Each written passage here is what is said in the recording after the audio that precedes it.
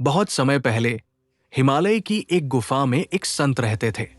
वे योग और तपस्या में लीन रहते और उनकी प्रसिद्धि दूर दूर तक फैली थी। लोग कहते थे कि उनके पास एक दिव्य रहस्य है जो जीवन और मृत्यु के चक्र को तोड़ सकता है। संत का नाम वशिष्ठ था और उन्होंने अपने शिष्यों से हमेशा कहा, धर्म को समझने के लिए केवल ग्रंथ पढ़ना पर्याप्त नहीं है, धर्म को भीतर अनुभव करना पड़ता है। एक दिन एक युवा लड़का अंश संत वशिष्ठ के पास पहुंचा। अंश ने कहा, गुरुदेव, मैंने सुना है कि आपके पास एक ऐसा रहस्य है जो मोक्ष दिला सकता है। मैं इसे जानना चाहता हूं। संत ने मुस्कुराते हुए कहा, यह रहस्य जानने के लिए तुम्हें 3 कठिन परीक्षाएं देनी होंगी।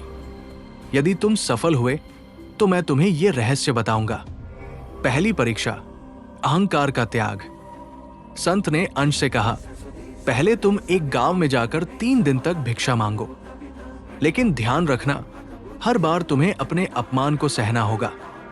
यदि तुम क्रोधित हुए तो परीक्षा असफल मानी जाएगी। अंश गांव गया और 3 दिन तक भिक्षा मांगता रहा। लोग उसका मजाक उड़ाते, कभी कभी उसे खाने के लिए कुछ भी नहीं देते, लेकिन उसने धैर्य बनाए रखा। दूसरी परीक्षा, मोह का त्याग।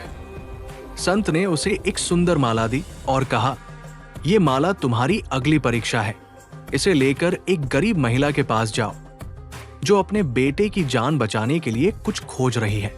तुम्हें यह माला उसे देनी होगी। अंश ने माला महिला को दे दी, लेकिन उसका मन विचलित हुआ। वो सोचने लगा, क्या यह सही था?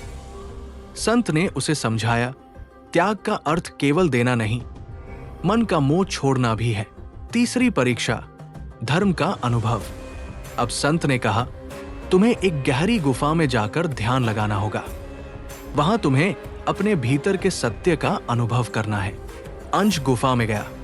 उसने ध्यान में देखा कि जीवन और मृत्यु एक ही सिक्के के 2 पहलू हैं। धर्म का रहस्य बाहरी चीजों में नहीं, बल्कि अपने भीतर की शांति में है। जब वो गुफा से बाहर निकला तो संत ने उससे पूछा, तुम्हें क्या अनुभव हुआ? अंश ने मुस्कुराते हुए कहा, मैंने जान लिया कि धर्म कोई वस्तु नहीं, बल्कि अनुभव है। यह हमारी सोच, कर्म और आत्मा के साथ जुड़ा हुआ है। संत ने कहा, तुमने सच में रहस्य जान लिया। यही हिंदू धर्म का सार है। स्वयं को जानो और तुम ईश्वर को जानोगे। अंश संत वशिष्ठ का धन्यवाद कर वहां से चला गया, लेकिन उसने वो ज्ञान पूरी दुनिया में फैलाया। ये कथा हमें सिखाती है कि धर्म को समझने के लिए बाहरी दुनिया नहीं, अपने भीतर झांकना आवश्यक है।